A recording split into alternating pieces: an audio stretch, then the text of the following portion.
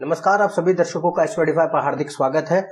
आज हम उन योगों के बारे में जानेंगे जो कि यदि किसी भी व्यक्ति की कुंडली में बनते हैं तो उस व्यक्ति का एक से अधिक विवाह होने की संभावना बनती है।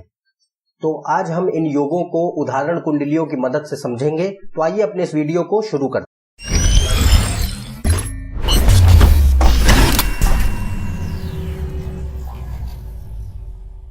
जिन योगों की आज हम चर्चा करेंगे उन योगों को आपको सिर्फ अपनी नवमांश कुंडली में देखना है, ना तो अपनी लग्न कुंडली में देखना है, ना ही किसी अन्य वर्ग में। तो वह योग कौन से हैं जो कि यदि किसी भी व्यक्ति की नवमांश कुंडली में बनते हैं, नवमांश में बनते हैं तो उसके एक से अधिक विवाह होने की संभावना होती है, उनके बारे में अब जानते हैं। देखिए, कुछ कंडीशंस हैं तो वह कंडीशंस ही हम जानेंगे। तो पहली कंडीशन जो है वह यह है कि नवमांश कुंडली में जो लग्न का स्वामी ग्रह है वो बहुत अच्छी स्थिति में होना चाहिए। अच्छी स्थिति का अर्थ यह है कि वह अपनी ही राशि में स्थित हो, उच्च राशि में स्थित हो या वक्री हो और केंद्र या त्रिकोण भावों में या फिर 11वें भाव में स्थित हो। तो पहली कंडीशन यही होती है कि नवमांश कुंडली में लग्न के स्वामी ग्रह की स्थिति बहुत अच्छी होनी चाहिए। दूसरी कंडीशन यह है कि सातवां भाव नवमांश कुंडली में बहुत ज्यादा खराब होना चाहिए। तो यदि वह खराब स्थिति में है, उस पर नकारात्मक प्रभाव पड़ रहे हैं ग्रहों के, तो सातवां भाव खराब माना जाता है। सातवां भाव खराब कब होता है?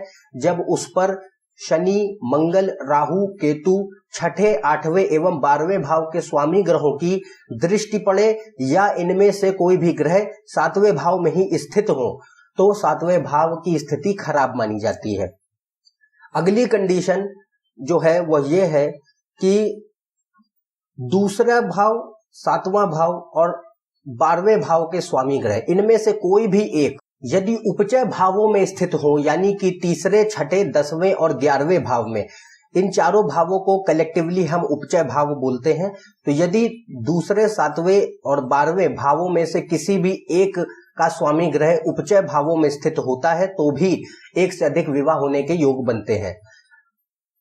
अगली कंडीशन जो है वो यह है कि यदि नवमांश कुंडली में धन योग बनता है तो भी व्यक्ति का एक से अधिक विवाह हो सकता है। और आखिरी कंडीशन जो है वो यह है कि लग्न कुंडली में जो 7वें भाव का स्वामी ग्रह है उसकी स्थिति आपको नवमांश कुंडली में देखनी है। यदि वह ग्रह नवमांश कुंडली में पीड़ित है और उस पर बहुत ज्यादा नकारात्मक प्रभाव है खराब ग्रहों का, तो व्यक्ति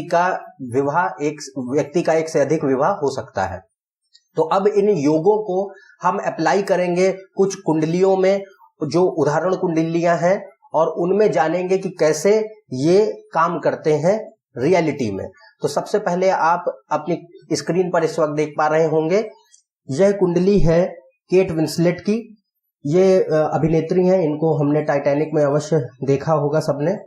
तो इसमें आप इनके नवमांश कुंडली है यह इनकी। तो नवमांश में आप यहाँ देखें, पहली कंडीशन जो मैंने आपको बताई वह यह है कि नवमांश कुंडली के लग्न का स्वामी ग्रह बहुत मजबूत होना चाहिए। तो यहाँ पर लग्न का स्वामी ग्रह है बुध और वह स्थित है चौथे भाव में उच्च का होकर के। तो बुध यहाँ पर उच्च का है, लग्न का स्वामी ग्रह, वक्री भी है और साथ ही साथ केंद्र भाव में स्थित है। तो यानी कि यहाँ पर लग्न का स्वामी ग्रह बहुत ही मजबूत है। पहली कंडीशन सेटिस्फाई हो गई।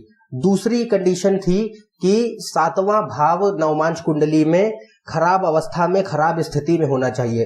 तो 7वें भाव पर आप देखें, सूर्य, राहु और केतु का नकारात्मक प्रभाव पड़ रहा है।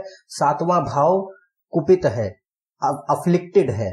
तो दूसरी कंडीशन भी सेटिस्फाई हो गई। तीसरी, इनकी कुंडली में आप यह देखें कि इनकी कुंडली में धन योग भी बन रहा है। शनि और बुध दोनों चौथे भाव में स्थित होकर धन योग बना रहे हैं, क्योंकि ये लग्न और 9वें भाव के स्वामी ग्रह हैं। तो दोनों जब भी लग्न और 9वें भाव का स्वामी ग्रह एक साथ स्थित होते हैं तो यह एक धन योग होता है। फिर 7वें भाव का स्वामी ग्रह बृहस्पति उपचय भाव में स्थित है, यानी 10वें भाव में स्थित है। तो जब भी दूसरे, 7वें या 12वें भाव का स्वामी ग्रह कोई भी इनमें से एक यदि उपचय भावों में तीसरे, छठे, 10वें या 11वें भाव में स्थित होता है तो व्यक्ति के एक से अधिक विवाह होने के योग बनते हैं। तो इनकी कुंडली में आप यहां देखें कि सारी कंडीशन सेटिस्फाई हो रही हैं, इसलिए इनके 3 विवाह हुए। अब आप दूसरी कुंडली देख सकते हैं।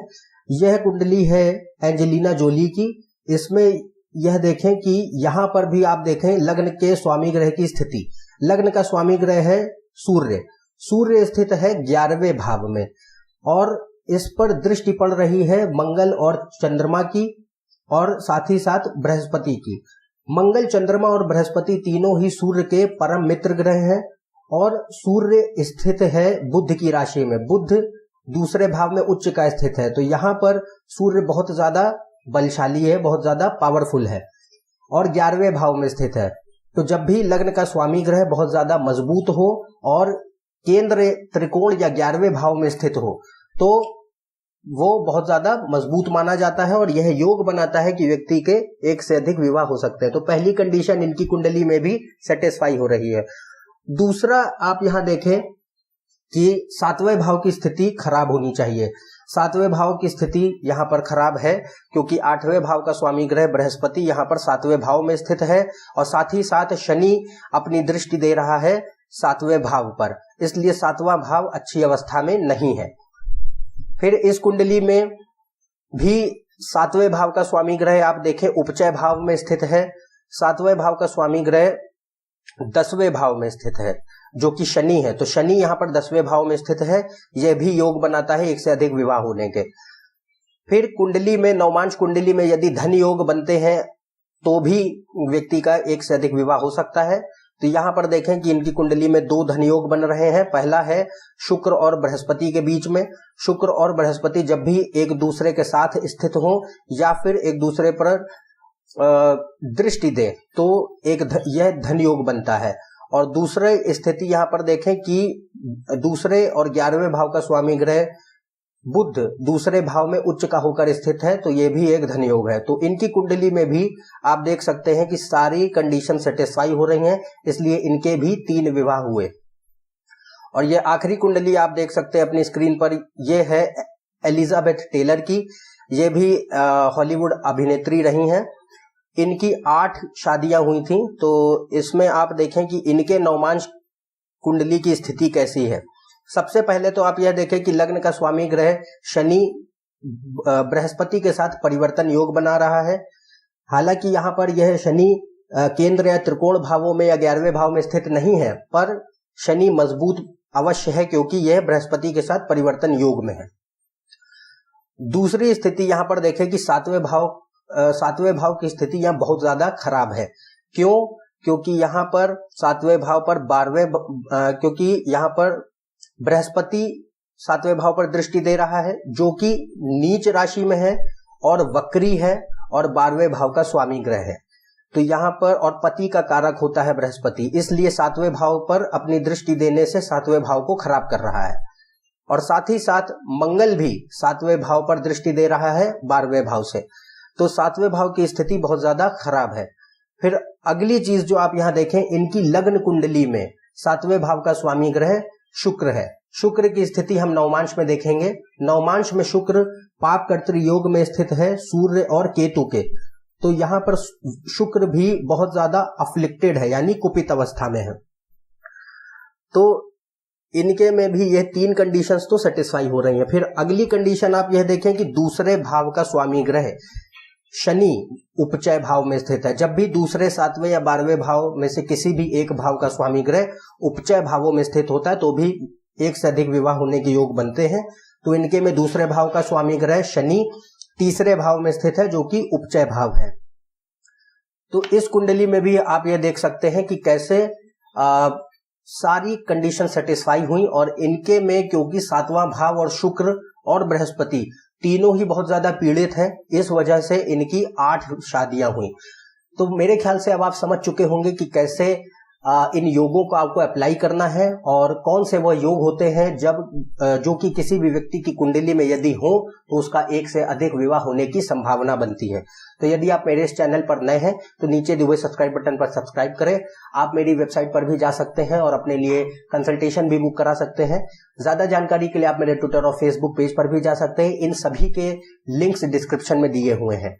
तो हम अगले वीडियो में फिर से मिलेंगे, तब तक के लिए आज्ञा दें। नमस्कार और धन्यवाद।